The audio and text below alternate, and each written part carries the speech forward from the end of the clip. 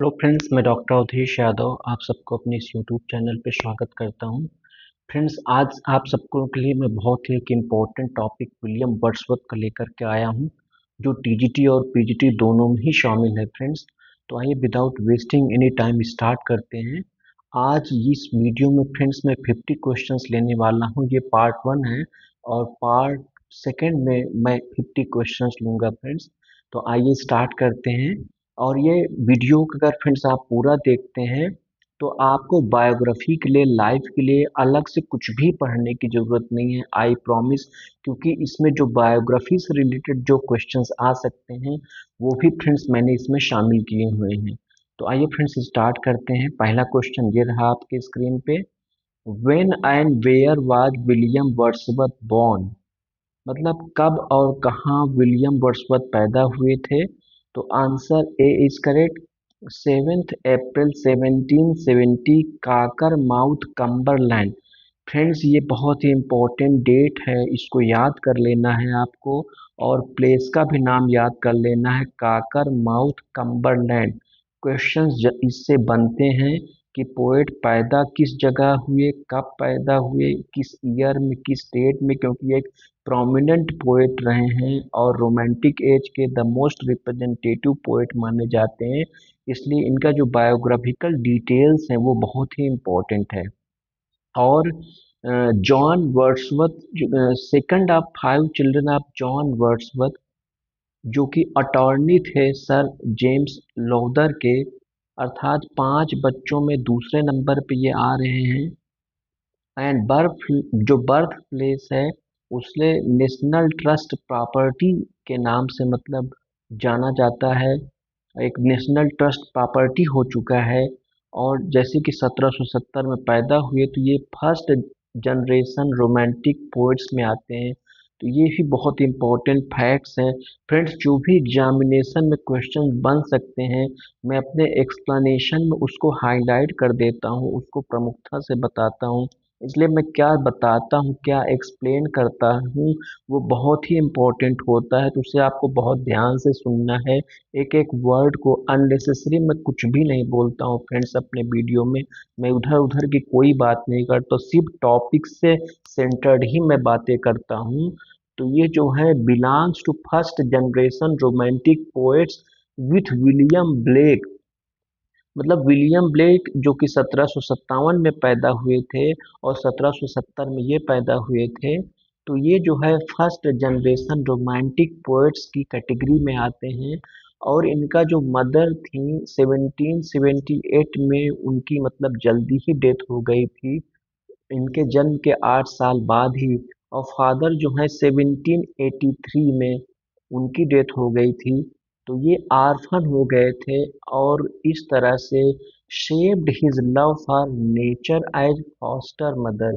तो जरा देखिए फ्रेंड्स, इनके अर्ली लाइफ में ही पेरेंट्स की डेथ हो चुकी थी, तो जाहिर सी बात है नेचर में इन्होंने अपनी एक माँ को, अपने फादर को पाया। और इनका पूरा जो इंक्लिनेशन था, झुकाव था, वो नेचर की तरफ हो गया फ्रेंड्स। तो जो देखिए फ्रेंड्स, जो पोएट की बायोग्राफी होती है बड़ी इंपॉर्टेंट होती है। जैसे कि जॉन कीट्स भी थे, उनके भी पेरेंट्स अर्ली टाइम में ही उनकी भी डेथ हो गई थी। वैसे ही वर्ड्सवर्थ के भी पेरेंट्स की डेथ अर्ली लाइफ में हो गई थी। तो इन सारे कंपेरिजन्स को लेकर के हम चलेंगे कि सारे फैक्ट्स आपके रिवीजन होते रहे फ्रेंड्स। तो इसमें कई इंपॉर्टेंट पॉइंट्स हमने देखे। आइए क्वेश्चन नंबर 2 देखते हैं। Where did Wordsworth receive his early education? Wordsworth को की अर्ली एजुकेशन कहाँ प्राप्त हुई थी? ये भी बहुत इंपॉर्टेंट क्वेश्चन है। तो इसका आंसर फ्रेंड्स बी है, हॉक्सेट ग्रामर स्कूल 1779 टू 1787। मतलब माँ की मौत होने के बाद इनको हॉक्सीड भेजा गया, जो कि लैंकशायर में था। और वहाँ पे ये एन टाइसन के साथ रहे।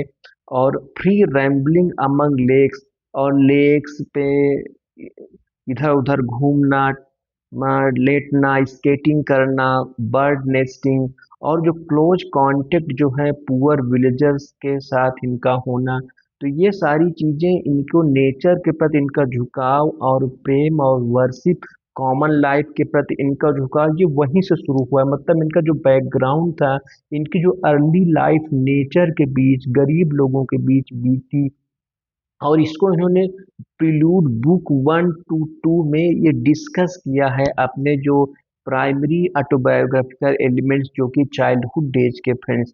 तो बड़ा इम्पोर्टेंट पॉइंट है कि वर्ड्सवर्थ की जो अर्ली एजुकेशन है वो हॉक्सेट ग्रामर स्कूल में हुई थी। ये भी एक बहुत इम्पोर्टेंट पॉइंट है फ्रेंड्स। नेक्स्ट क्वेश्चन नंबर 3 हमारे स्क्रीन पे ये रहा, which college at Cambridge did Wordsworth attend.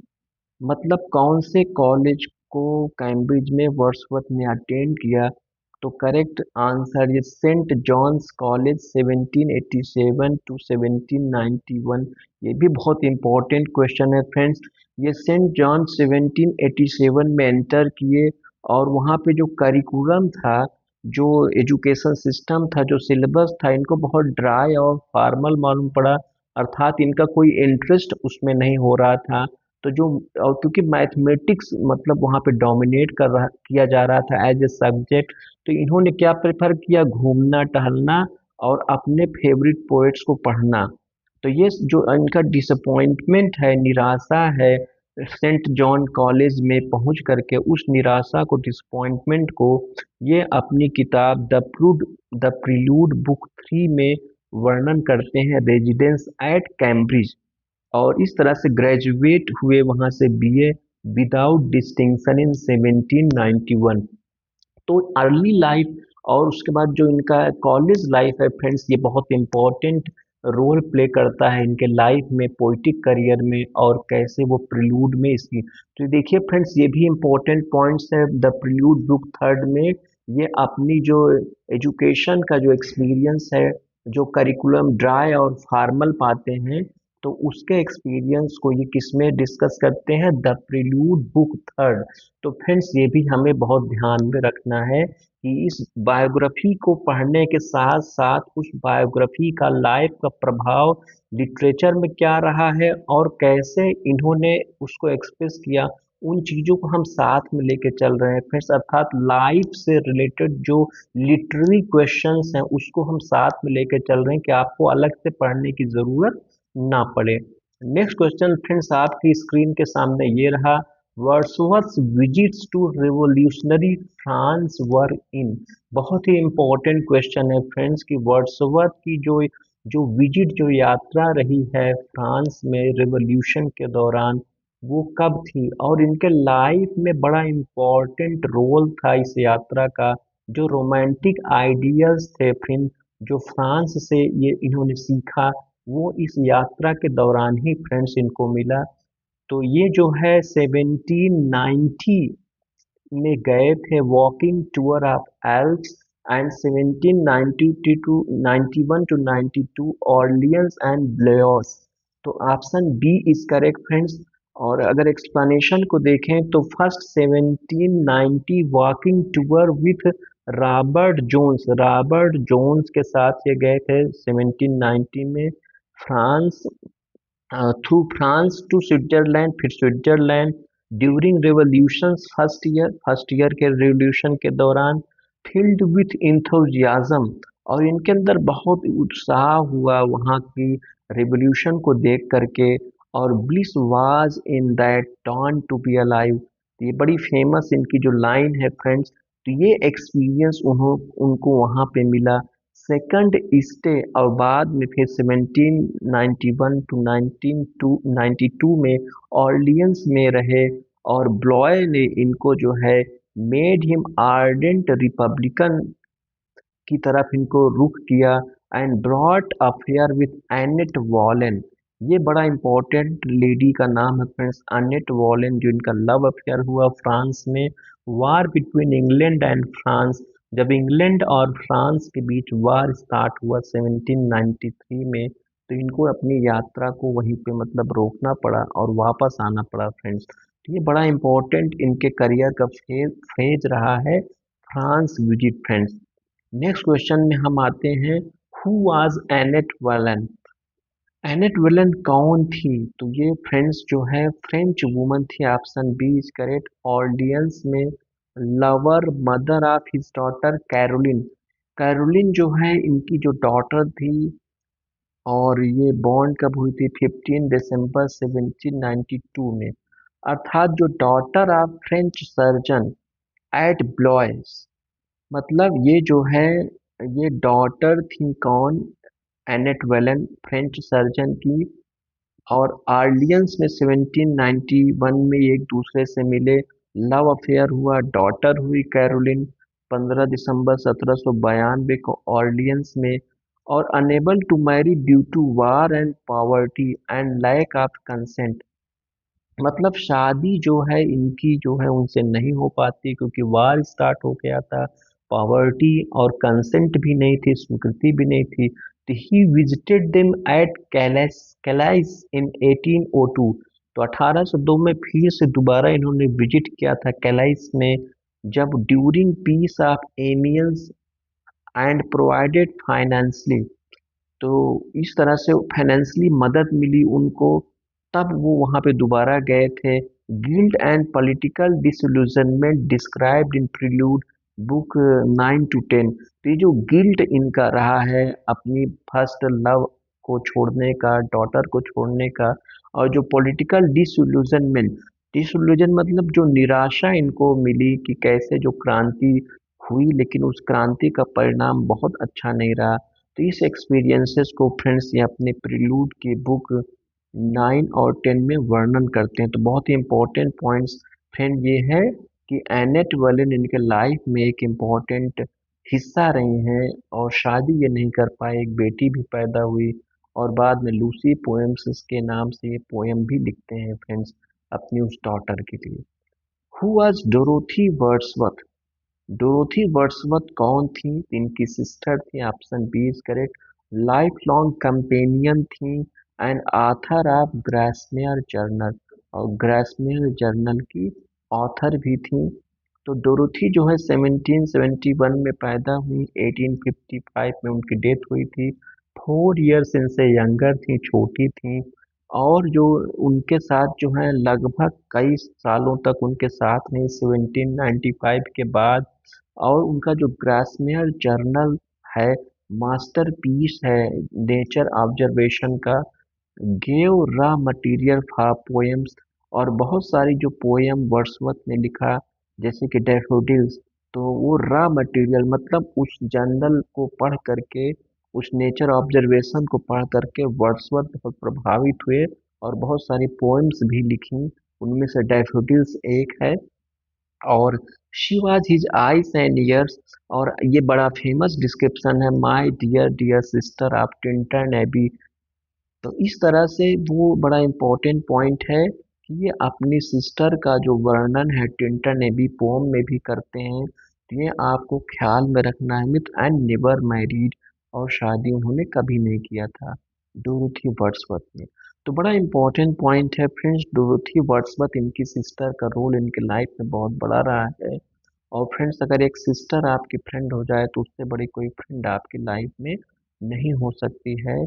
Wordsworth का ये रिलेशन जो उनकी सिस्टर के साथ बहुत ही पायस और पवित्र था friend. Next question, when did Wordsworth friendship with Coleridge begin? मतलब वर्ड्सवर्थ की दोस्ती कॉलरिज के साथ कब शुरू हुई? बड़ा इम्पोर्टेंट क्वेश्चन है। और बड़ा इम्पोर्टेंट ईयर जो है फ्रेंड्स 1795 में ब्रिस्टल में, और क्लोज इंटीमेसी हो गई इनकी मतलब 1795 में ब्रिस्टल में मिले, और अल्फॉक्सडेन में और नेदर स्टोवी में इनकी क्लोज इंटीमेसी हो गई, गहरी दोस्ती हो गई। और ये जो इंटीमेसी थी, जो दोस्ती थी, ये समर 1797 में शुरू हुई, जब वर्ड्सवर्थ अल्फॉक्सडेन हाउस समरसेट में गए थे, जो कि 3 माइल्स की दूरी पे था कॉलरिज जहाँ पे रहते थे, नेदर स्टोवी में। तो बड़ा इम्पोर्टेंट फ्रेंड्स ये दोस्ती इन दोनों की रही है। और एनास मेराबिलिस 1797-98, और बहुत ही इम्पोर्टेंट ईयर रहा है दोनों के ही लाइफ के करियर का, जब इनकी दोनों की मुलाकात हुई फ्रेंड्स। उसके परिणाम स्वरूप ही आप देखते हैं कि लिरिकल बैलेट्स आया, जॉइंट प्लान दोनों का हुआ। कॉलरिज की जो पोएम्स थी वो सुपर नेचुरल थी, वर्ड्सवर्थ कॉमन लाइफ के बारे में लिख रहे थे। और इस तरह से इंग्लिश रोमांटिसिज्म को के फाउंडिंग फिगर्स जो थे वो थे फ्रेंड्स कॉलरिज और वर्ड्सवर्थ। इनकी दोस्ती, इनकी फ्रेंडशिप बहुत इम्पोर्टेंट रही है इनके दोनों के ही लाइफ में। तो ये भी एक बहुत इम्पोर्टेंट लाइफ इवेंट है फ्रेंड्स, वर्ड्सवर्थ का कॉलरिज से मिलना और गहरी दोस्ती होना। नेक्स्ट क्वेश्चन फ्रेंड्स आपकी स्क्रीन पे ये रहा, Dove Cottage Grasmere was Wordsworth home during. अर्थात जो डव कॉटेज था ग्रासमेयर में वर्ड्सवर्थ का होम था, किस समय था? Option A is correct, 1799 to 1808 इनका मोस्ट प्रोडक्टिव पीरियड माना जाता है। 1799 से 1808 का जो टाइम है इनका मोस्ट प्रोडक्टिव पीरियड माना जाता है। और वहाँ पे ये 20 दिसंबर 1799 को सेटल्ड हुए ग्रासमेयर में। और डोरोथी और बाद में मैरी भी इनको वहाँ ज्वाइन करती हैं। तो इनका मोस्ट क्रिएटिव पीरियड रहा है Michael, the brothers, resolution and independence, ode intimations और प्रिल्यूड भी वहीं लिखना फ्रेंड्स इन्होंने स्टार्ट किया। और ये जो हाउस है आज वर्ड्सवर्थ के म्यूजियम वहाँ पे बन चुका है। और जो मोस्ट फेमस लिटरेरी कॉटेज ये आज है फ्रेंड्स। तो डव कॉटेज ग्रासमेयर जो है, जो वर्ड्सवर्थ का घर था 1799 से 1808 का, ये बहुत ही प्रोडक्टिव पीरियड वर्ड्सवर्थ के लाइफ का रहा है। तो ये भी बहुत इंपॉर्टेंट क्वेश्चन है फ्रेंड्स इनके लाइफ से रिलेटेड। और ये भी कभी कभी क्वेश्चन पूछ सकता है कि इस कॉटेज में, इस घर में रहने के दौरान कौन कौन सी पोयम उन्होंने लिखा? तो Michael, the brothers, resolution and independence, ode, intimations और प्रिल्यूड लिखना इन्होंने स्टार्ट किया। तो ये एक इम्पॉर्टेंट पॉइंट है friends, examination point of view से इसे आपको ख्याल रखना है। नेक्स्ट क्वेश्चन आपके स्क्रीन पे ये रहा, होम डिड वर्ड्सवर्थ मैरी। तो वर्ड्सवर्थ साहब एनेट वेलन से शादी नहीं कर पाए। ये किससे शादी किए? Option B is correct, Mary Hutchinson. 4 अक्टूबर 1802 को ब्रैम्पटन यॉर्कशायर में इन्होंने शादी किया। और ये चाइल्डहुड फ्रेंड थी इनकी पेंट्रिथ स्कूल से। और मैरिज 4 अक्टूबर 1802 को ब्रैम्पटन चर्च यॉर्कशायर में हुई। After settling affair with Annette at Calais. मतलब और जो इनकी एनेट वेलेंस से जो लव अफेयर था उन्होंने इनसे बात बात करके समझा बुझा दिया था। उसके बाद इन्होंने मैरी हचिंसन से शादी कर लिया। और सारा हचिंसन वाज मैरीज सिस्टर। और जो सारा हचिंसन थी वो मैरी की सिस्टर थी कॉलरिजेस। और इसके बाद फ्रेंड्स मैरिज जो इनकी हुई उनके साथ, ये इनके लाइफ में स्टेबिलिटी लाता है। 5 बच्चे होते हैं, जॉन, डोरा, थॉमस, कैथरीन और विलियम। तो ये बड़ा इम्पोर्टेंट पॉइंट है फ्रेंड्स कि ये जो है सारा मतलब मैरी हचिंसन के शादी के बाद इनकी जो लाइफ है वो क्या है, बहुत ही ज़्यादा आप कह सकते हैं बहुत ही स्टेबल हो गई। मैरिज के बाद ये सेटल्ड हो गए। और इस तरह से आप मतलब इनके लाइफ में स्टेबिलिटी आई। और ये इम्पोर्टेंट पॉइंट है कि सारा हचिंसन जो है मैरी की बहन थी। तो एक ये इम्पोर्टेंट क्वेश्चन है फ्रेंड्स। आगे बढ़ते हैं क्वेश्चन नंबर 10 की तरफ। When did Wordsworth move to Rydal Mount. Rydal Mount Wordsworth कब गए? बड़ा इंपॉर्टेंट क्वेश्चन है। ऑप्शन बी इज करेक्ट, 1813 में गए। और वहाँ 1850 तक रहे अपने मौत तक। मतलब 37 साल का लंबा टाइम इन्होंने राइडल माउंट पे बिताया। तो ये 1813 में वहाँ गए। After unpleasant stay at Allan Bank में जब रहे तो खुश नहीं थे। वहाँ का जो एटमॉस्फेयर डैम्प और स्मोकी था। तो एट राइटल माउंट जो कि एम्ब्लेसाइड के करीब था। और इनका बहुत ज़्यादा आप कह सकते हैं received post of distributor of stamps for Westmorland through patronage of sir William Lowther Earl of Lonsdale, 400 euro पर फाइनेंशियल सिक्योरिटी। मतलब इनको जो साथ वहाँ पे मिला किसका? सर विलियम लाउदर का, जो अर्ल ऑफ लॉन्सडेल थे और इनको पोस्ट मिली डिस्ट्रीब्यूटर ऑफ स्टैम्प की, वहाँ पे फिनेंशियल सिक्योरिटी मिली। तो 37 बड़ा लंबा टाइम होता है फ्रेंड्स, वहाँ ये रहे। और जो गार्डन लैंडस्केप जो है, वर्ड्सवर्थ ने खुद वहाँ पे वो बनाया था कि ऐसा गार्डन बनना चाहिए। ये भी इम्पोर्टेंट क्वेश्चन है, आ सकता है कि कितने साल ये जो है रिया राइटल माउंट में रहे। फ्रेंड्स, ये टॉप 50 क्वेश्चंस जो हैं मैं लिया हूँ आज के सेशन में, वो मोस्टली क्वेश्चंस इनके लाइफ से रिलेटेड है, क्योंकि हमें एकदम स्टार्टिंग से स्टार्ट करना है फ्रेंड। और जो नेक्स्ट मेरा टॉपिक रहेगा वो उसमें लिटरेचर से रिलेटेड ज़्यादा क्वेश्चंस रहेंगे। क्वेश्चन नंबर 11 हमारे पास ये रहा, when was Wordsworth appointed poet laureate. Wordsworth poet laureate कब अपॉइंट हुए? तो 1843, मतलब शादी जो है इनके पहले पोएट लॉरिएट थे, और मार्च 1843 में जब उनकी डेथ हो गई तो पील ने इनको ऑफर किया लॉरिएटशिप।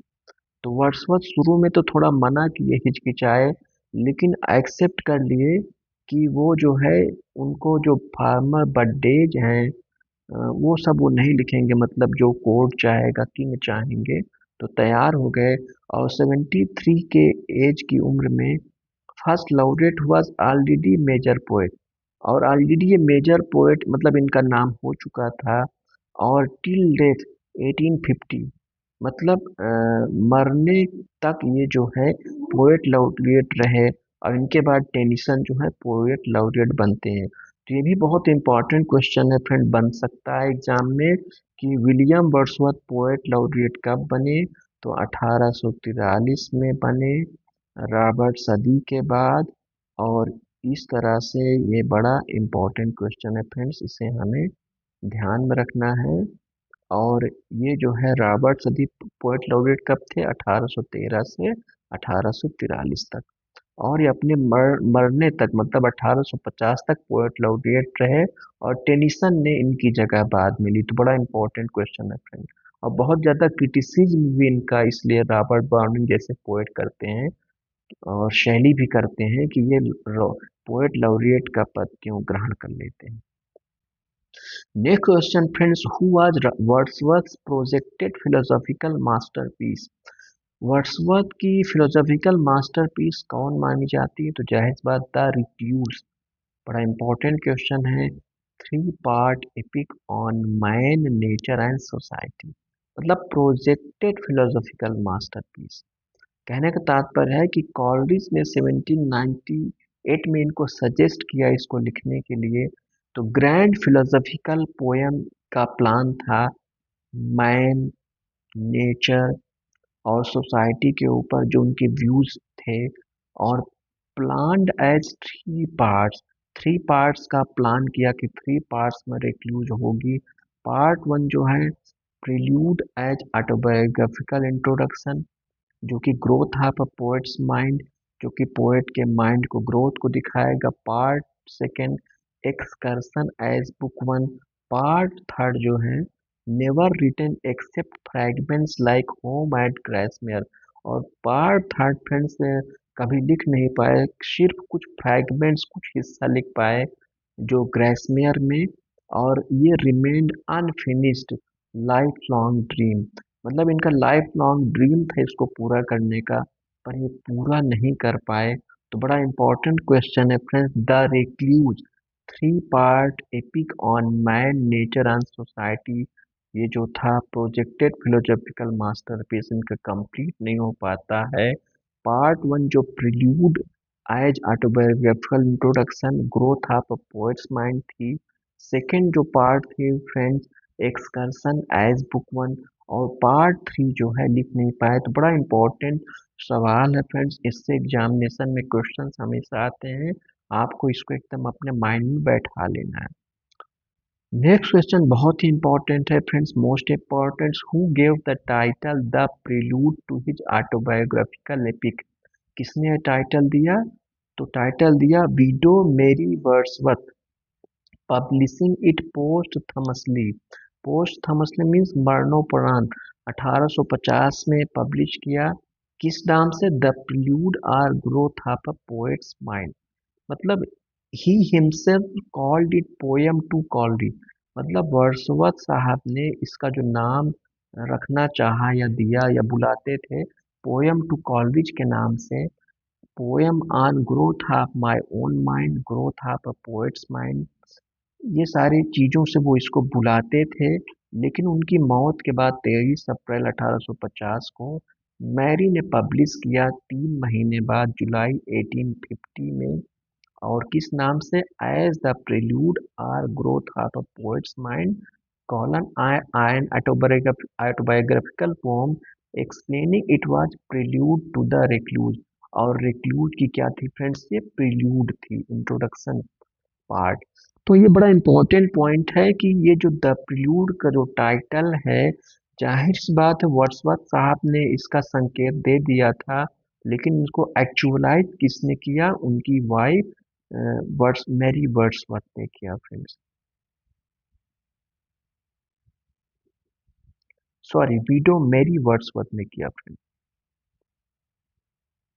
नेक्स्ट क्वेश्चन हमारे स्क्रीन पे ये रहा friends, how did the term lake poets originate, मतलब ये जो लेक पोएट टर्म ये कैसे ओरिजिनेट हुआ, ये बड़ा इम्पोर्टेंट फ्रेंड्स क्वेश्चन है, ये अक्सर एग्जाम में आता है। तो option B is correct, coined by Francis Jeffrey in Edinburgh Review 1817 as derogatory for Wordsworth, Coleridge and Southey living in Lake District, मतलब फ्रांसिस जेफरी ने अपनी एडिनबर्ग रिव्यू में 1817 में एक डेरोगेटरी अपमानजनक ये रिमार्क था किसके लिए, वर्ड्सवर्थ, कॉलरिज और सदी के लिए, लेकिन ये बाद में इतना फेमस हो गया।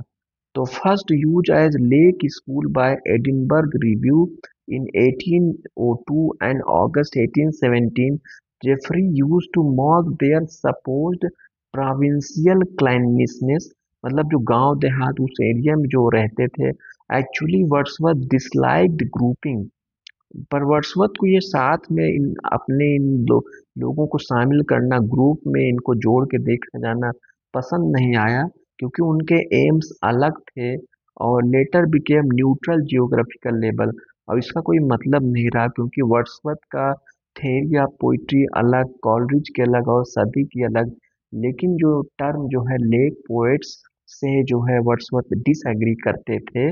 और ये कॉइन किसने किया, फ्रांसिस जेफरी ने, किसमें, एडिनबर्ग रिव्यू में 1817 में। तो बहुत ही इंपॉर्टेंट क्वेश्चन है फ्रेंड्स, ये एग्जाम में आ सकता है। नेक्स्ट क्वेश्चन आपकी स्क्रीन पे ये रहा, when did Wordsworth die, Wordsworth की मौत कब हुई, तो 23 अप्रैल 1850 को रिडायल माउंट में हुई, और दफनाए कहाँ गए, ओशवल्स ग्रासमेयर में दफनाए गए। और इनके मौत का कारण क्या था फ्रेंड्स, ये भी सवाल एग्जामिनेशन में आ जाता है, died of pleurisy after cold caught walking, मतलब इनको ठंड लग गई टहलते टहलते, और प्लेजी वजह थी इनकी डेथ की, 80 साल की उम्र में लगभग। And Saint George Day, same date as Shakespeare's birth and death, ये भी बड़ा इंपॉर्टेंट पॉइंट है फ्रेंड्स। बरीड, क्योंकि शेक्सपियर भी 23 अप्रैल में उनका भी डेट है, बर्थ और डेथ का, और इनका भी बड़ा इंपॉर्टेंट पॉइंट है, Shakespeare same date as Shakespeare's birth and date, buried in Grasmere church yard में ये बरी किए गए, दफनाए गए नियर डोरा। और जो last words reportedly about डोरथी and डोरा इनके थे, और ग्रेव बहुत ही सिंपल बनी थी, और बहुत सारे लोग उस ग्रेव को विजिट करने जाते हैं। तो वर्ड्सवर्थ की मौत कब हुई, 23 अप्रैल 1850 को रिडल माउंट में। और ये बड़ा इंपॉर्टेंट सवाल है फ्रेंड्स, सेम डेट इनकी है as Shakespeare's birth and date, इनकी मरने की friends same date 23 April, year तो अलग रहेगा ही। What was Wordsworth's only play, बड़ा इंपॉर्टेंट क्वेश्चन है friends, the Borderers 1795 to 97 published 1842 में, ब्लैंक वर्स ट्रेजेडी और इन्फ्लुएंस्ड बाय गॉडविन, बड़ा इंपॉर्टेंट पॉइंट है, written 1795 to 19 97 at Racedown and Alfoxden. और इसकी जो सेटिंग है during war in vanity, French counter revolution.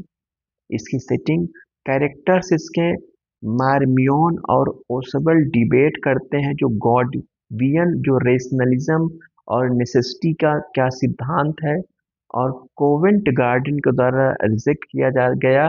तो Wordsworth himself considered it unstageable. Wordsworth खुद लगता था कि स्टेज पर परफॉर्मेंस के लायक ये प्ले नहीं है। तो ये क्लोजेट ट्रेजेडी मानी जाती है, मतलब जो थिएटर में ऑन द स्टेज परफॉर्म ना किया जा सके।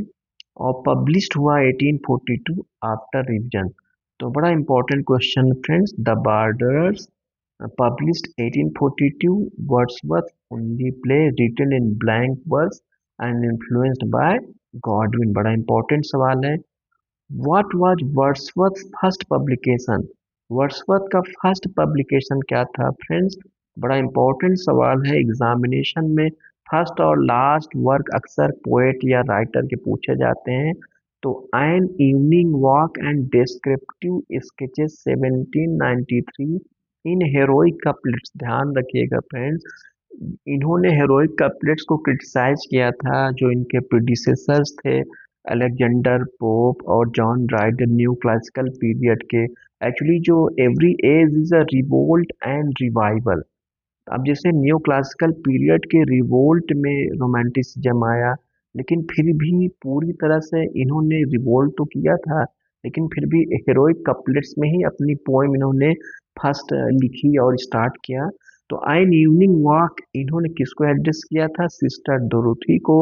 और 1788 टू 89 में एड्रेस किए थे। और इसमें क्या डिस्क्राइब करते हैं? लेक डिस्ट्रिक्ट वॉक को। और डिस्क्रिप्टिव स्केचेस जो था अल्पाइन वॉकिंग टूर था 1790 का, दोनों ही हेरोइक कपलेट्स में है। और पोप का और 18th सेंचुरी का जो डिस्क्रिप्टिव पोइट्री थी जैसे थॉमसन की जो रोमांटिक के पहले, तो उनका प्रभाव इनके ऊपर शुरू में नजर आता है।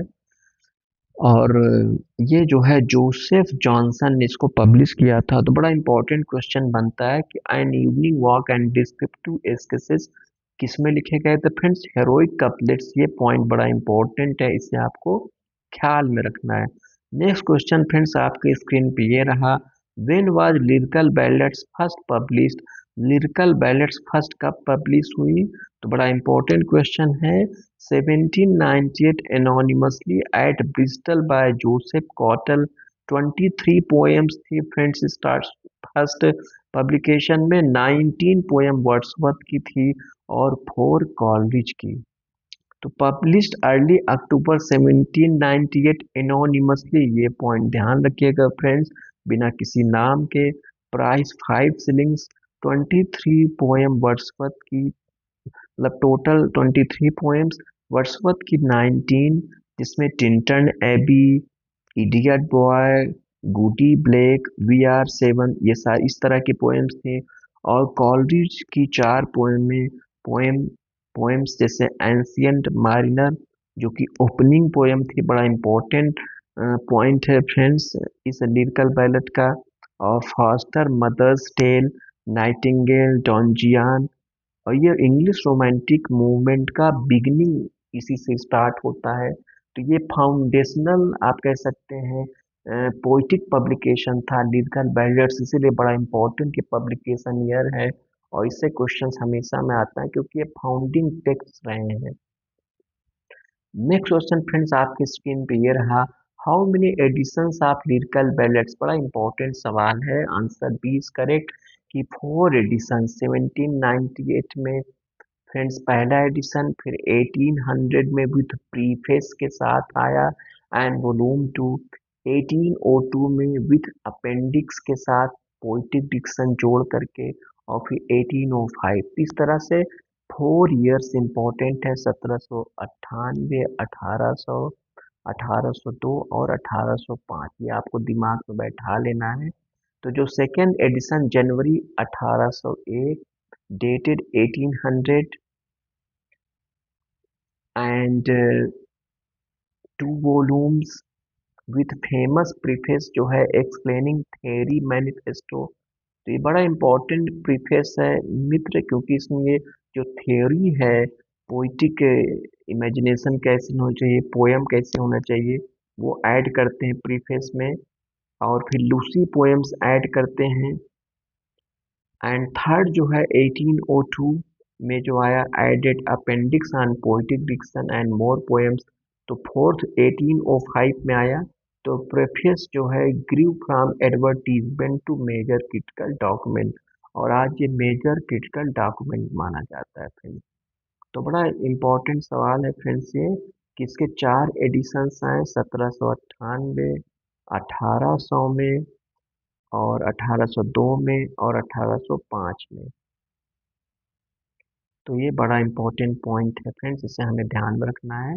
ये 1808 डेटेड, इसको आपको नहीं वो मेंशन करना है, आपको 1800 मेंशन करना है फ्रेंड्स, ये ध्यान में रखना है। आगे बढ़ते हैं। Question number 20, what is full title of tenter navy. Friends tenter navy का कई सारे एग्जाम्स में फुल टाइटल भी पूछ लेता है, इसलिए इस क्वेश्चन को मैंने शामिल किया है, क्योंकि बहुत ही लॉन्ग टाइटल है। Lines composed a few miles above Tilton Abbey on revisiting the banks of the Wye during a tour July 13, 1798। इसको आप याद रख कर लीजिए, बहुत इंपॉर्टेंट है। तो जो फुल टाइटल इसका कई बार एग्जाम में आता है कि इसका फुल टाइटल क्या है।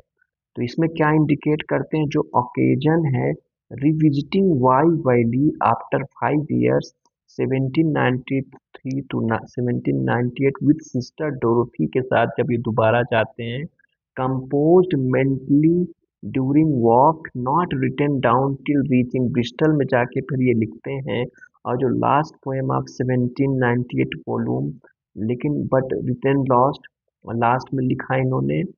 और ये जो मेमोरी का जो डॉक्ट्रिन है, और जो 3 स्टेजेस ऑफ नेचर हैं, और still sad music of humanity, ये जो पॉइंट्स जो निकल कर के आते हैं इस पोएम में, बड़ा इम्पोर्टेंट है कि जो मेमोरी की बात करते हैं, जो नेचर के साथ इन्होंने समय गुजारा था उसको याद करते हैं सिटी में पहुंच करके।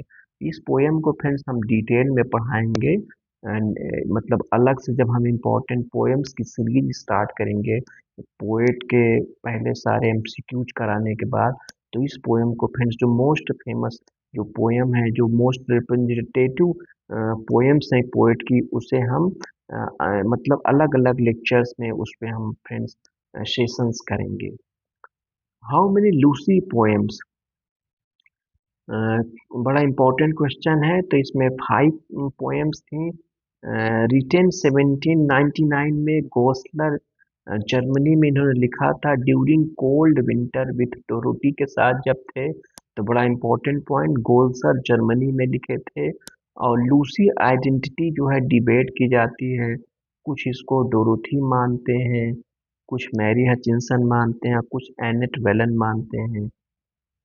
तो इस कुछ लोग इसको आइडियल मानते हैं। तो ऑल 5 पब्लिश्ड जो हैं 1800 में हुई। थीम क्या है इनका, beauty, death, isolation, nature as perfect child, strange fits, moon, she dwelt untrodden ways, I travelled unknown men 3 years, nature's education, slumber, death and earth. तो ये जो है पांचों जो पोएम है फ्रेंड्स बड़े इंपॉर्टेंट हैं, इसे भी हम आपको पढ़ाएंगे, पर आपको नाम इनका ध्यान रखना है। मैंने इसको शॉर्ट में लिखा है। तो strange fits, she dwelt, I travelled, 3 years and a slumber. Next question आपकी स्क्रीन पे ये रहा friends, what are versions of the prelude. Prelude के कौन कौन से वर्जन्स हैं। तो answer B is correct. 1799 2 part, 1805 13 books found, 1926 and 1850 14 books final. अर्थात 1799 2 पार्ट, फर्स्ट पार्ट जो इनका 1798 to 99 2 books sent to college को भेजी गई। 1805 में 13 बुक्स वर्जन कंप्लीट हुई। एंड एमएस जो डिस्कवर किया गया manuscript by de Selincourt के द्वारा 1926 को बोल्डियन में और इसको ज़्यादा विगरस माना जाता है। और 1850 में 14 बुक्स का जो फाइनल था, बड़ा इंपॉर्टेंट पॉइंट, इसको रिवाइज किया गया लाइफ लॉन्ग कंजर्वेटिव, और ये पब्लिश हुआ पोस्ट थॉमसली, इनके मरने के बाद। तो वर्ड्सवर्थ क्योंकि लाइफ टाइम इसको रिवीजन करते रहे, और इस तरह से ये बड़ा इंपॉर्टेंट पॉइंट है कि जो what are versions of the prelude. तो आपका करेक्ट आंसर इज 1799 में 2 पार्ट, 1805 में 13 बुक्स, जो कि 1926 में फाउंड किया गया, और 1850 में 14 बुक्स फाइनल, जो कि इनके पोस्ट थॉमसली फ्रेंड्स पब्लिश हुआ। नेक्स्ट क्वेश्चन आपकी स्क्रीन पे ये रहा, ode intimations of immortality publish कब हुआ।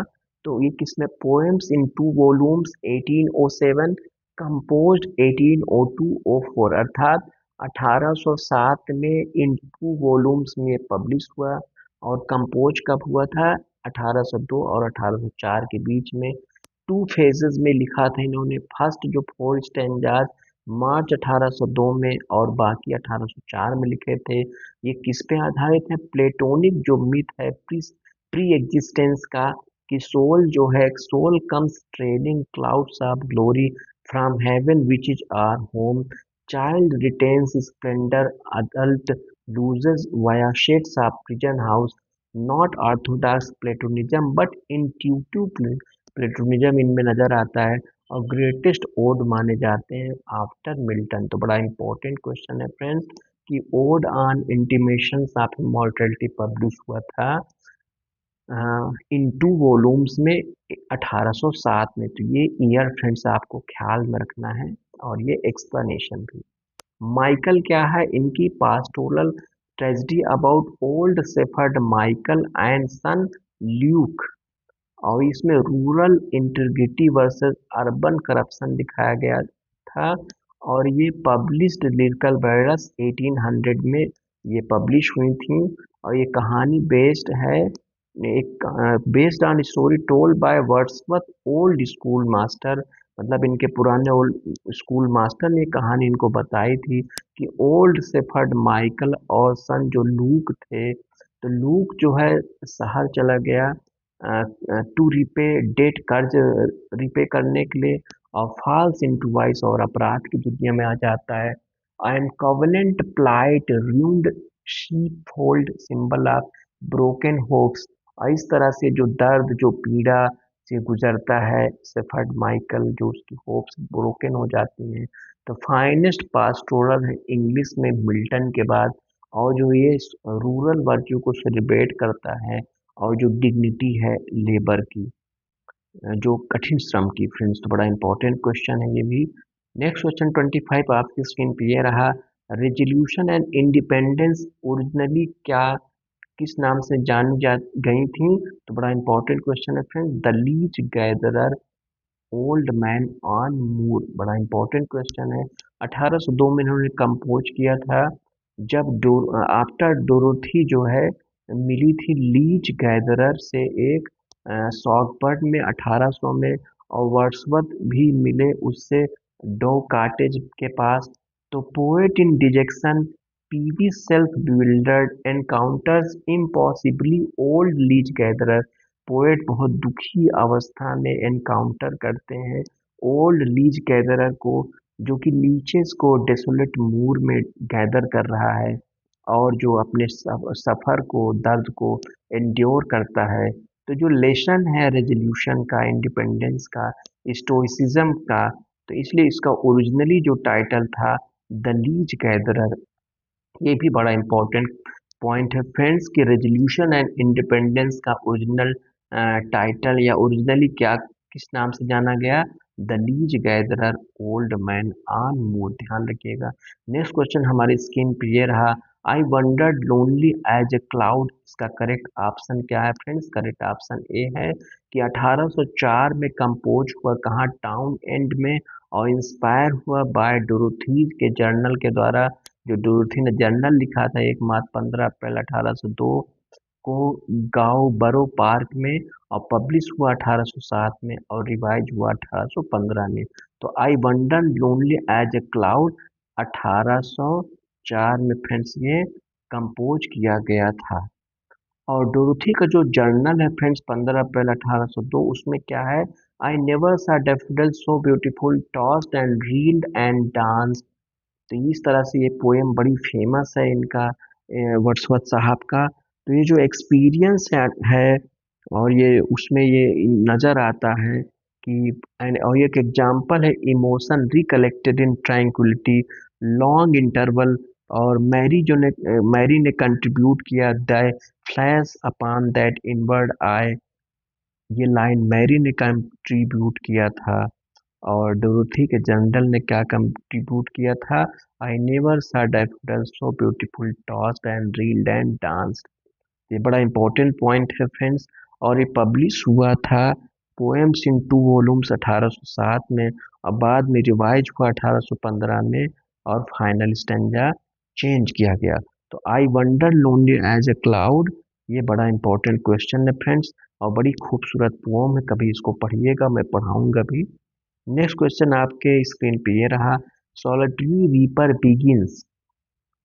ये friends option A is correct, behold her single in the field 1807, inspired by Wilkinson's जो टूर ऑफ स्कॉटलैंड, उससे इंस्पायर्ड था सॉलिटरी रीपर।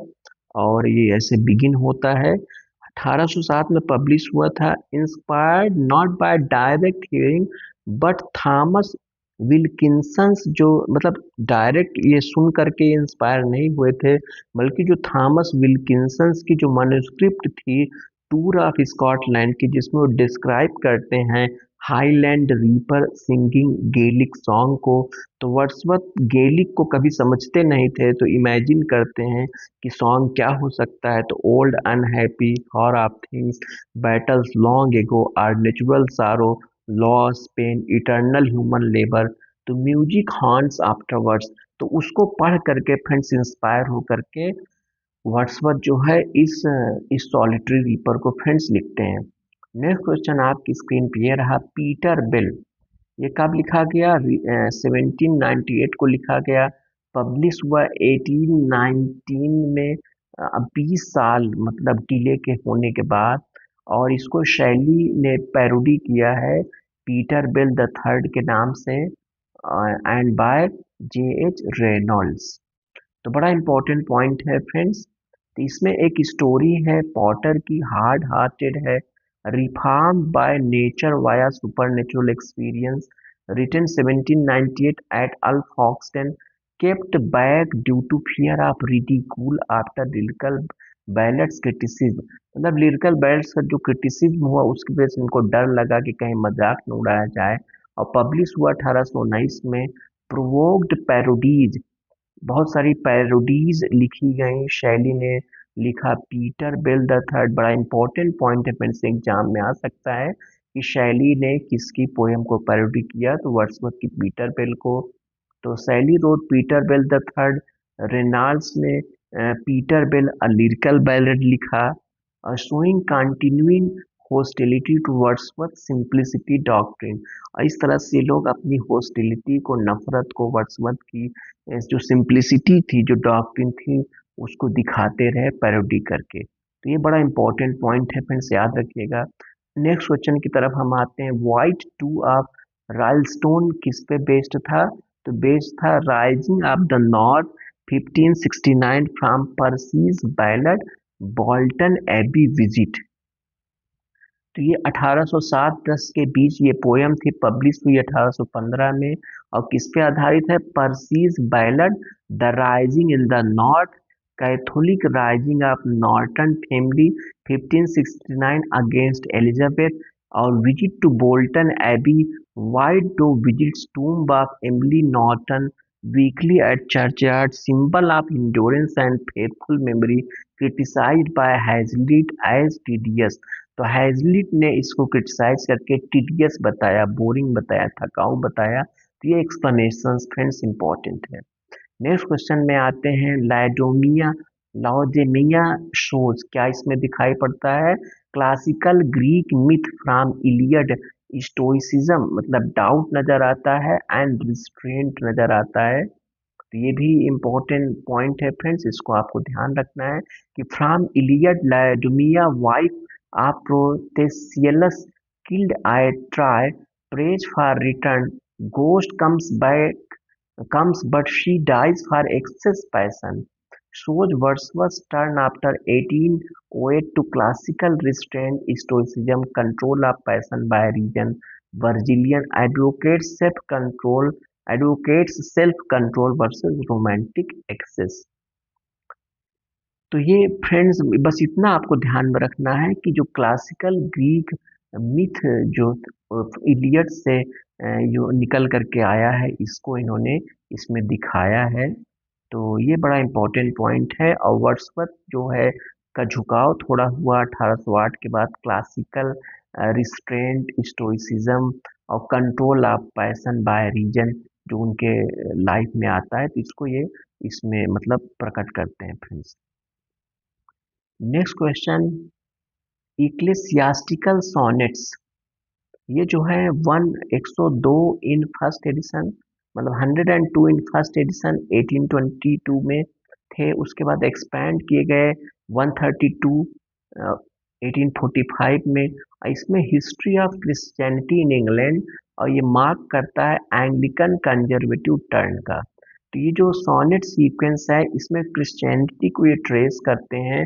कहाँ से ट्रेस करते हैं? From Druids to 19th century, first as ecclesiastical sketches 1822 102 sonnets, expand करते हैं 1845 में तो 132 तक पहुंचता है। Marks Wordsworth move from pantheism to orthodox Anglicanism. तो शुरू में जो पैंथेइज्म नजर आता है फ्रेंड्स, नेचर का लव, तो उससे हट करके ये ऑर्थोडॉक्स एंग्लिकनिज्म की तरफ आते हैं और जो चर्च ऑफ इंग्लैंड को सपोर्ट करते हैं। तो इस तरह से बाद में जो ये कंजर्वेटिज्म की तरफ मूव करते हैं और जिसको बाद में बहुत सारे पोएट्स इनको क्रिटिसाइज भी करते हैं कि इन्होंने कंप्रोमाइज कर दिया। तो ये बहुत ही मोस्ट इम्पोर्टेंट पॉइंट है। बहुत कम लोग फ्रेंड्स इसको आपको बताएंगे, समझाएंगे। मैं आपको बता रहा हूँ कि इससे ज़्यादा गहराई में आपको कुछ नहीं मिल सकता। तो ये पॉइंट आपको ध्यान में रखना है किस वजह से वर्ड्सवर्थ को क्रिटिसाइज किया जाता है। तो ये साफ साफ नजर आ रहा है कि कंजर्वेटिज्म अर्थात कैसे क्रिश्चियनिटी की तरफ ये आगे बढ़ गए और पैंथिज्म को, नेचर को ये एक किनारे कर रहे हैं। ये नजर आ रहा है किसमें, जो इनका सॉनेट सीक्वेंस है। ये बड़ा इंपॉर्टेंट पॉइंट है फ्रेंड्स, इसको ध्यान रखिएगा और ये बड़ा अच्छा क्वेश्चन है friends. Next question, the excursion is, excursion क्या है? 9 बुक्स पब्लिश्ड 1814 और 9000 लाइन्स ब्लैंक वर्स, ध्यान रखना है। इसमें ये ओनली कंप्लीटेड पार्ट है रेक्लूज पार्ट 2 बुक 1 का। इसमें कैरेक्टर्स कौन है? Wanderer, pedlar stage, solitary disillusion rationalist, फिर पास्टर जो कोई पोएट वर्ड्सवर्थ खुद हैं, फिलोसॉफिकल डिस्कशन है, जेफ्रीज का जो फेमस अटैक कि this will never do, Wordsworth का मोस्ट एम्बिशियस लेकिन लेस सक्सेसफुल और थोड़ा सा डाइडैक्टिक ज़्यादा है, मतलब शिक्षा देने की कोशिश ज़्यादा करते हैं। तो बड़ा ये इंपॉर्टेंट सवाल और एक्सप्लेनेशन है फ्रेंड्स। नेक्स्ट क्वेश्चन फ्रेंड्स आपके स्क्रीन पे ये रहा, bliss was in that turn to be alive, appears in कहाँ अपीयर करता है? ये लाइन पहले भी आई थी फ्रेंड्स, मैंने बताया था प्रिल्यूड बुक 10 इन 1805 1805 में और बुक 11 इन 1850। फ्रेंच रेवोल्यूशन का जो इंथुजियाज्म है, उत्साह है, वो इसमें नजर आता है। तो प्रिल्यूड 10 1805 11 1850 लाइन्स 108 से 110 के बीच। Bliss was in that dawn to be alive but to be young was very heaven, describes early revolutionary जो इंथुजियाज्म था 1790 to 91 when Wordsworth visited France, a later disillusionment with terror, और जो terror हुआ तो फिर डिसइल्यूजनड हुए, निराश हुए। तो बड़ी फेमस लाइन है फ्रेंड्स, एग्जाम में आ सकता है कि प्रिलूड की किस बुक में ये आया है। तो बुक 10 इन 1805 एंड बुक 11 इन 1850 में जब वो फिर से मतलब पब्लिश किया गया था। तो बुक 11 में इसको फिर मतलब जोड़ा गया, फिर ये दिखाई पड़ता है। तो बड़ा इंपॉर्टेंट पॉइंट है फ्रेंड, इसे आपको ध्यान में रखना है। पोएम इन 2 वॉल्यूम्स 1807 वाज, इसमें क्या था, पब्लिश्ड, ये ऑप्शन ए इज करेक्ट, 1807 के बाद पब्लिश्ड 1807, आफ्टर डिले, बहुत डिले के बाद। इसमें daffodils, solitary reaper, ode intimations, resolution, ode to duty, most of his great short lyrics हुई इसमें। एडिनबर्ग रिव्यू और Byron in English bards attacked as childish, royal simplicity, attack किए गए कि वो चाइल्डिश हैं, और and caused Wordsworth depression, reduced publication for years. अर्थात जो एडिनबर्ग रिव्यू और बायरन ने इंग्लिश बार्ड्स में इन पोयम को अटैक किया, क्या बोला, चाइल्डिश बोला, इनकी अत्यधिक सिंप्लिसिटी की वजह से।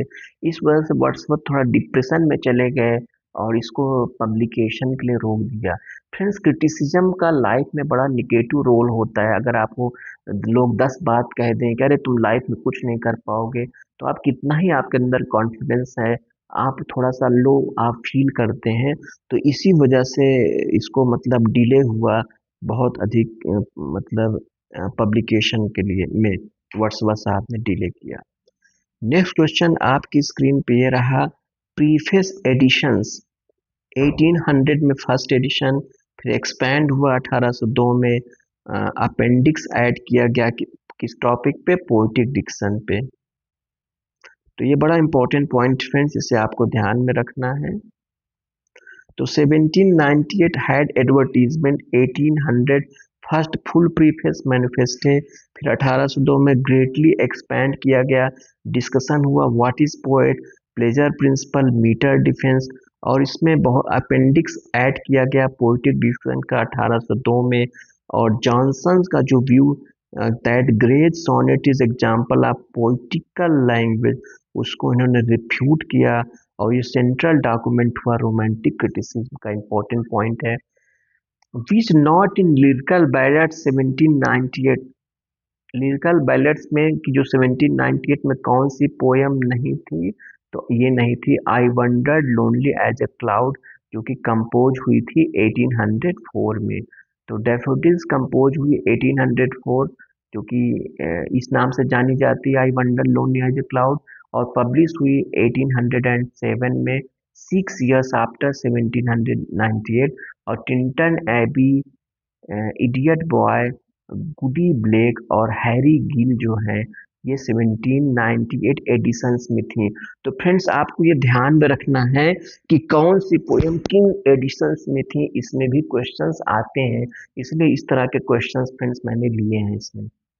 Are birth is but a sleep and a forgetting, ये कहाँ अपीयर करता है, तो ये अपीयर करता है ode intimations of immortality, stanza 5। तो ये बड़ा इंपॉर्टेंट पॉइंट है फ्रेंड्स, इसे आपको ध्यान में रखना है। एंड नेक्स्ट क्वेश्चन की तरफ हम आते हैं, the world is too much with us फार्म, ये कहाँ से है, तो पेट्रार्चन सोनेट है।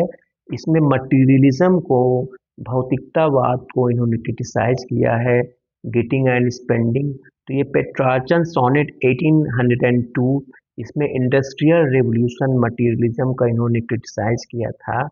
और getting and spending, we lay waste our powers, little we see in nature that is ours. तो ये इसमें मतलब ये बड़ी खूबसूरत लाइन से, इसको आपको ध्यान में रखना है। इसमें पैगनिज्म नजर आता है, नेचर के प्रति लव नजर आता है, great God I would rather be pagan, suckled in creed outworn to see Proteus and Triton. तो इसमें जो है एंटी मटीरियलिस्ट ये नजर आते हैं, बड़े इंपॉर्टेंट सॉनेट फ्रेंड्स। इतना चीजें मैं बता दे रहा हूँ कि आपको अलग से कुछ पढ़ने की जरूरत ही नहीं है फ्रेंड्स। नेक्स्ट क्वेश्चन, लंदन 1802 किसको एड्रेस थी, बड़ा इंपॉर्टेंट पॉइंट है, जॉन मिल्टन को। Milton thou should be living at this hour, तो 1802 में ये भी पेट्रार्चन सोनेट है, composed on return from Calais via London, calls for Miltonic virtues, plain living and high thinking, moral strength in degenerate, जो कि 19th century में degenerate हो गया था। England hath need of thee she is fen of stagnant waters. तो बड़ा important friends, ये जो है सोनेट है, इसे पूरा पढ़ना पड़ेगा और ये पॉइंट बहुत इंपॉर्टेंट है। Next question 40, Lucy grey difference. तो ऑप्शन ए को हम देखेंगे कि लूसी ग्रे नेम किस पे आधारित था, एक real incident girl lost in snow, जो कि स्नो में मतलब खो गई थी। नैरेटिव है 1800 में, और ये लूसी पोएम्स अननेम्ड लिरिकल 1799 में रहा। तो लूसी ग्रे आर सॉलिट्यूड 1799 किस पे बेस्ड है, न्यूज़पेपर अकाउंट था, एक लड़की खो गई थी स्नो में नियर हैलिफैक्स के पास, और इसको फिर उन्होंने नेम किया, नैरेटिव बैलेट बनाया, पब्लिश किया 1800 में। और लूसी पोएम्स में 5 लिरिक्स हैं, अननेम्ड, एनिग्मेटिक, फिलोसॉफिकल, कोई नैरेटिव नहीं, और डिस्टिंक्शन इम्पोर्टेंट है सबका एग्जाम के पॉइंट ऑफ व्यू से। And grey is not part of Lucy group. तो ये बड़ा इंपॉर्टेंट पॉइंट है फ्रेंड्स, आपका ऑप्शन जो है ए इज करेक्ट। लूसी ग्रे का ये बैकग्राउंड बड़ा इंपॉर्टेंट है जिसे हमें जानना है। Next question, final collection 1842 poems chiefly of early and late years, late last volume published in lifetime 1842 includes early and late poems, shows decline but some fine sonnets। इनमें कुछ डिक्लाइन में नजर आता है पर अच्छे सॉनेट्स भी नजर आते हैं। डिफिनेशन ऑफ पोइट्री इन्होंने प्रीफेस में क्या दिया था कि spontaneous overflow of powerful feelings recollected in tranquillity. ये बड़ी फेमस डिफिनेशन है, हमें ध्यान में रखना है। और इसी के जवाब में टी.एस. इलियट साहब लिखते हैं, poetry and escape from personality. Subject matter in preface, incidents and situations from common life इसका सब्जेक्ट मैटर है। 44, लैंग्वेज क्या एडवोकेट करती हैं, selection of language really used by men, rustic rustic purified from provincialism. अर्थात common language use करना है, rustic language use करना है, ये ऐसा ये बात करते हैं। लेकिन कॉलेज साहब इनसे एग्री नहीं करते थे, वो कहते थे उसमें एकदम से हम कॉमन लैंग्वेज नहीं यूज कर सकते। हु इज पोएट, पोएट के बारे में क्या कहते हैं कि man speaking to man endowed with more lively sensibility, enthusiasm, tenderness, greater knowledge of human nature होना चाहिए। Next question 46, purpose of poetry का पर्पस क्या है, टू गिव इमीडिएट प्लेजर, बड़ा इंपॉर्टेंट है, produce excitement in coexistence with over balance of pleasure. मतलब we have no sympathy but what is propagated by pleasure, poetry gives pleasure. तो ये बड़ा important ये बात कहते हैं, ये ध्यान में रखना है फ्रेंड्स। कलरिंग ऑफ इमेजिनेशन का मतलब क्या है कि throwing imaginative colouring over common incident so ordinary things in unusual aspect. अर्थात वर्ड्सवर्थ का जो टास्क था, जो कॉलेज की जो बायोग्राफिया थी, उसमें उन्होंने कहा है to give charm of novelty to things of everyday, to awaken attention from lethargy of custom, directing it to loveliness and wonders of world before us, makes familiar strange defamiliarization। तो ये colouring of imagination कौन बात करते हैं, Coleridge बात करते हैं कि डिफेमिलियराइजेशन, अर्थात जो कॉमन जो इंसिडेंट्स हैं उसे हमें इमेजिनेटिव कलर में करना है friends. Question number 48, why metre depended. तो ये बड़ा इंपॉर्टेंट पॉइंट है कि वर्ड्सवर्थ ने ऐसा नहीं कि पूरी तरह से मीटर को रिजेक्ट कर दिया था। तो superadded pleasure regularises excitement tempers painful passion. ई poem painful metre tempers pain by giving delight of regularity and surprise, gives pleasure addition to that of language, controls excitement, excitement is blend of coexisting parts. अर्थात metre का काम क्या है कि वो थोड़ा regularity लाता है और वो कंट्रोल करता है एक्साइटमेंट को, मीटर ऑर्डर प्रोवाइड करता है, लेकिन also make similar to other passions controlled by will.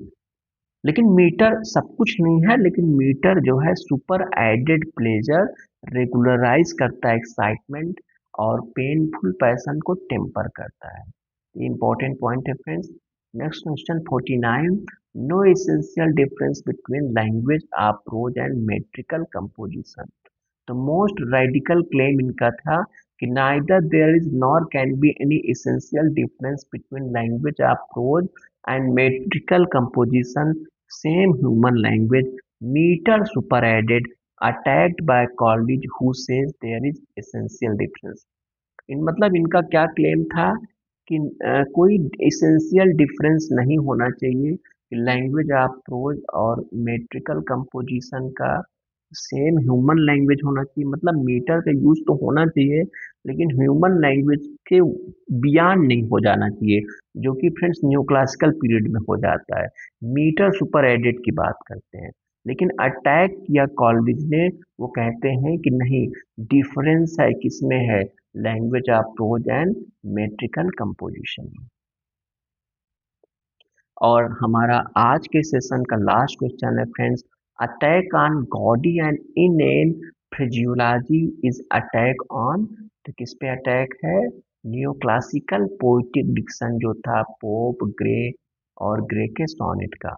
तो Wordsworth attacks artificial 18th century poetic diction को अटैक करते हैं और पर्सनिफिकेशन ऑफ abstract आइडियाज को, पेरीफ्रेजेस, इन्वर्जन्स को और ग्रे के सोनेट को साइड भी करते हैं on death of Richard West. In vain to me the smiling mornings shine as example where language approach and poetry identical in some places, but Gray uses false diction elsewhere, wants to overthrow false elocution। तो इस तरह से gaudy और Indian phraseology जो है attack है किस पे, new classical poetic diction Pope का, ग्रे का और ग्रे का सोनेट का। तो ये बड़ा इंपॉर्टेंट 50 क्वेश्चन फ्रेंड्स हमने आज की सेशन में लिए और आई थिंक मोस्टली जो क्वेश्चंस आ सकते थे एग्जाम में हमने कवर अप किया है। नेक्स्ट सेशन में और हम 50 क्वेश्चंस के साथ फ्रेंड्स आपके सामने उपस्थित होंगे। अगर आपने चैनल को सब्सक्राइब नहीं किया तो फ्रेंड्स सब्सक्राइब कर लीजिए, लॉन्ग सेशन हो गया है क्योंकि हमने एक्सप्लेन किया है और explanations are quite important. So friends, thanks for watching।